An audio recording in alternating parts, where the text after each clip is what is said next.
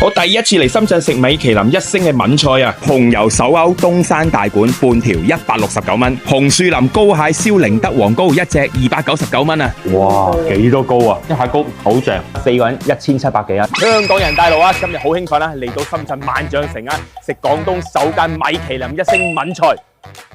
喺呢度啊，食飯啊，你可以望到成嚿嘅春筍啊！呢下睇個裝修啊，都幾靚啊！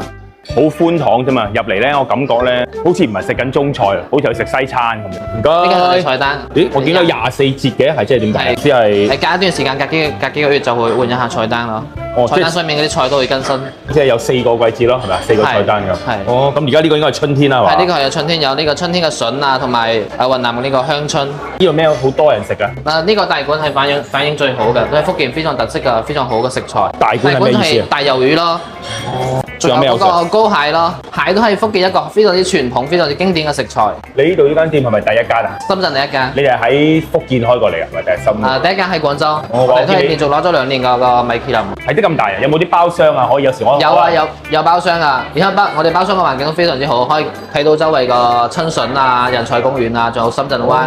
價錢咧，我又覺得真係見仁見智啦。萬象城喎，仲喺呢個春筍附近喎，我覺得都唔算太貴嘅。呢個咧係叫做龍岩客家肉汁湯啊，好濃好香啊！湯冇溝到其他嘢噶，飲咧就真係飲佢個原味啊，好香好純，啲料都唔少喎，好正！飲完呢個湯啦，成個人暖粒粒啊！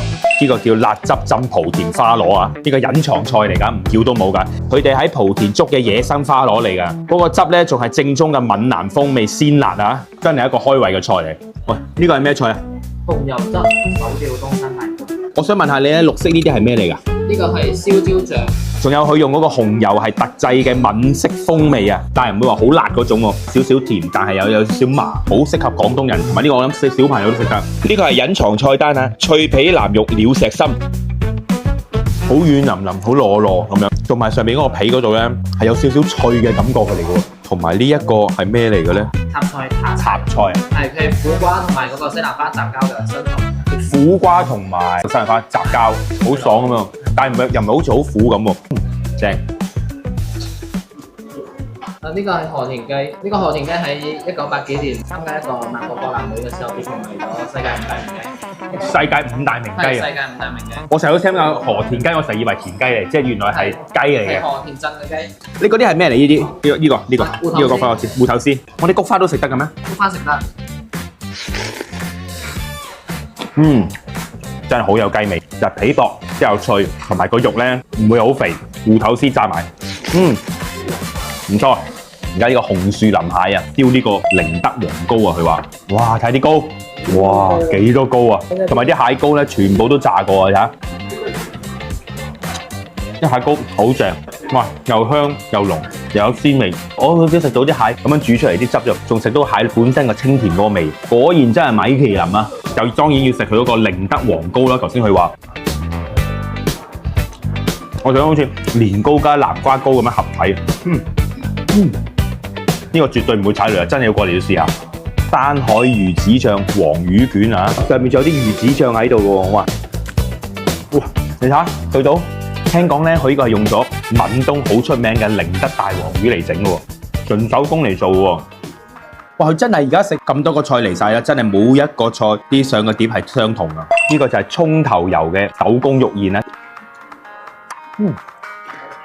哇！呢個好清淡，喺食完之後咁濃烈嘅嘢之後咧，食翻一個啲咁樣酸完翻呢個味蕾咧，真係正。你識講6種語言啊？呢6種我哋係有粵語啦、普通話啦，仲有英文、法文少少，日文少少，潮州話。潮州話識少少啦。So very welcome to coming our restaurant. So let me introduce our dishes for you. 佢同我講呢啲我都聽唔明。好，今日食咗4個人1700幾啊，即係平均400幾蚊一個人啊。